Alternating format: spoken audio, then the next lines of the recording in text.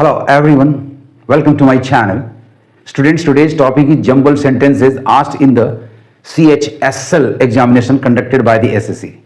यदि आप चाहते हैं कि इस वर्ष आपका सिलेक्शन हो जाए तो इस वीडियो को शुरू से लेकर अंत तक देखें, क्योंकि जब तक आप अंत तक वीडियो के साथ नहीं बने रहेंगे तब तक मेरे ट्रिक्स एंड मेथड्स को भली भांति नहीं समझ पाएंगे। तो आइए टॉपिक शुरू करने के पहले इस वीडियो को लाइक कर लें, मेरे चैनल को सब्सक्राइब कर लें और साथ साथ बेल आइकन को भी जरूर प्रेस कर लें ताकि आपको लेटेस्ट नोटिफिकेशंस मिलते रहें। Let's start. Student, jumbled sentences के इन क्वेश्चंस में आपको 4 सेंटेंसेस दिए जाते हैं। हर क्वेश्चन में यू आर गिवन 4 सेंटेंसेस। ये सेंटेंसेस करेक्ट सीक्वेंस ऑर्डर में नहीं होते। करना क्या है, इनको रीअरेंज करके इस तरह से सजा देना है, या दूसरे शब्दों में इनको एक करेक्ट सीक्वेंस में रीअरेंज करना ताकि एक कंटेक्चुअली मीनिंगफुल पैराग्राफ में बदल जाए। ट्रिक्स बहुत ही आसान है, आप सीरियली पढ़ें, पार्ट्स ऑफ स्पीच पर ध्यान दें। पहला स्थान नाउन का होगा। कंजंक्शन से कभी या कनेक्टिव से कभी भी आपका पैसेज या पैराग्राफ स्टार्ट नहीं करेगा, एटसेट्रा एटसेट्रा। इन ट्रिक्स को फॉलो करके आप बड़ी ही आसानी से करेक्ट आंसर को फाइंड आउट कर सकते हैं। देखिए कैसे। क्वेश्चन नंबर 1 का सेंटेंस नंबर ए है ऑन द अदर हैंड। इसके विपरीत, तो किसके विपरीत? गौर से देखिए, ये जो आपका एक कनेक्टिव जैसा फ्रेज आ रहा है ऑन द अदर हैंड, ये सेंटेंस नंबर ए को टॉपिकल सेंटेंस फर्स्ट सेंटेंस होने से रोक दे रहा है। इसको पूरा पढ़ लें, कभी भी रैंडमली ना पढ़ें, हमेशा सीरियली पढ़ें। ए, उसके बाद बी, उसके बाद सी, उसके बाद डी, तभी आपको आसानी होगी। On the other hand, people who believe that their prayers alone will be answered without courageous action are in for disappointment. ये शायद कंक्लूड कर रहा है इस छोटे से पैराग्राफ को। चलिए फिलहाल हमारा नंबर ए टॉपिकल सेंटेंस यानी बनने वाले कंटेक्चुअली मीनिंगफुल पैराग्राफ का फर्स्ट सेंटेंस नहीं हुआ। अब नंबर बी की बारी है। Successful people are not looking for miracles. जो सफल पीपल होते हैं वो चमत्कार नहीं ढूंढते।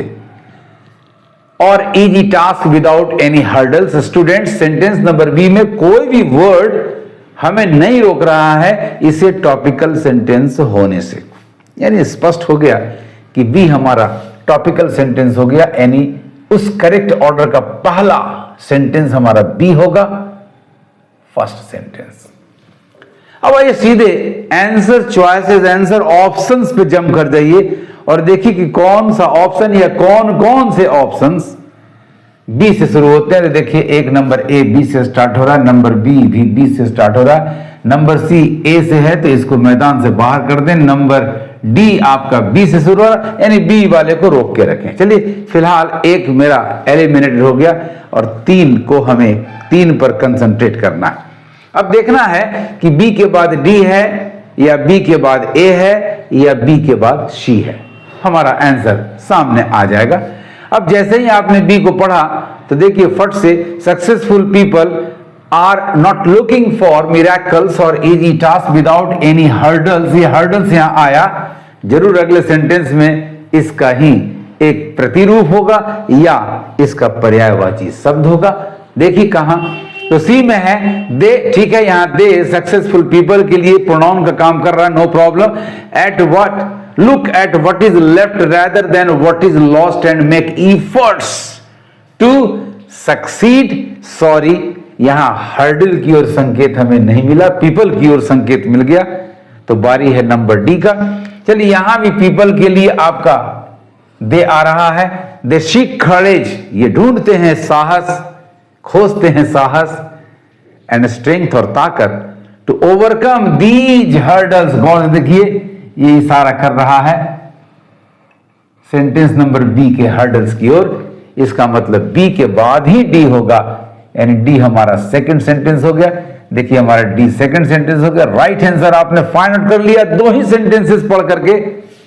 ये एलिमिनेटेड है क्योंकि बी के बाद ए है।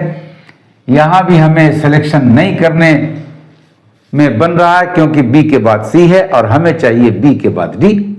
चलिए अब तो आंसर मिल गया, अब अगले सवाल में बढ़ जाइए।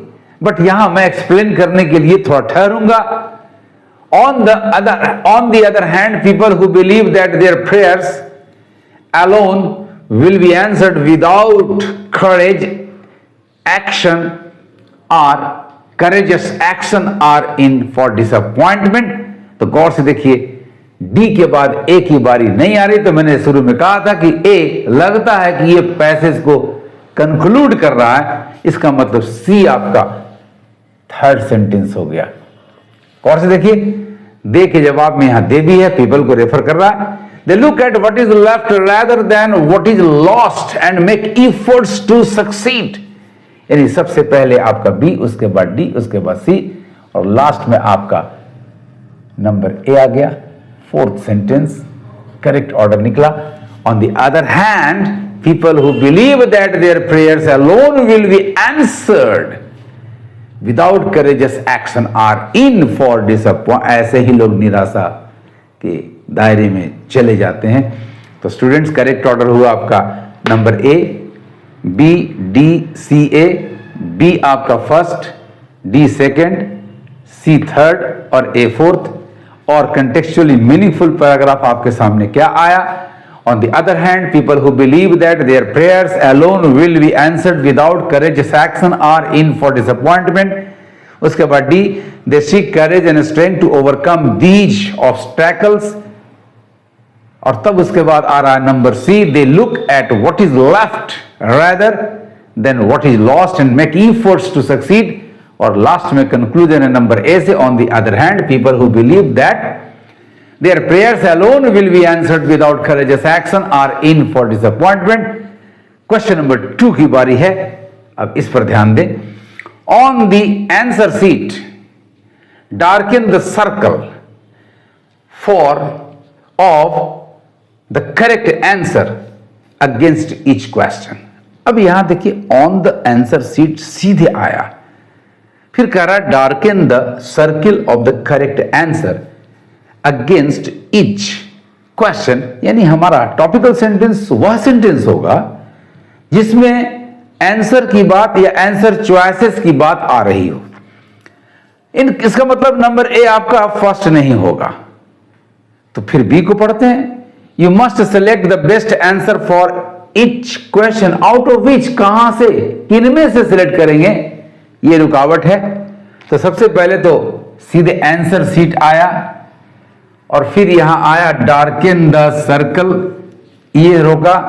फिर यहां आ रहा you must select the best answer for each question, ये रुकावट दे रहा है।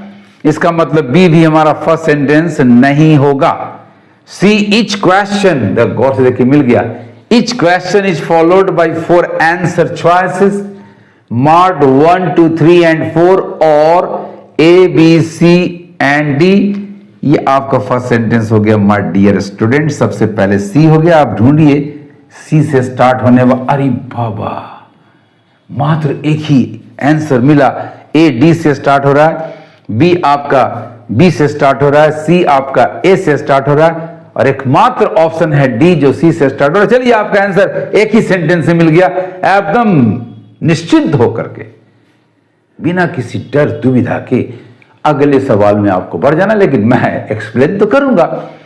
तो आपका सी फर्स्ट सेंटेंस हो गया, each question is followed by 4 answer choices marked 1, 2, 3 and 4 और ए, बी, सी एंड डी। और तब देखिए, थोड़ी देर पहले बी मिला था, हम लोग सी के बाद बी की ओर चले। यू मस्ट सेलेक्ट, भाई 1, 2, 3, 4 या ए, बी, सी, डी में एक को सेलेक्ट कर लीजिए। You must select the best answer for each question, यानी बी आपका सेकंड हो गया।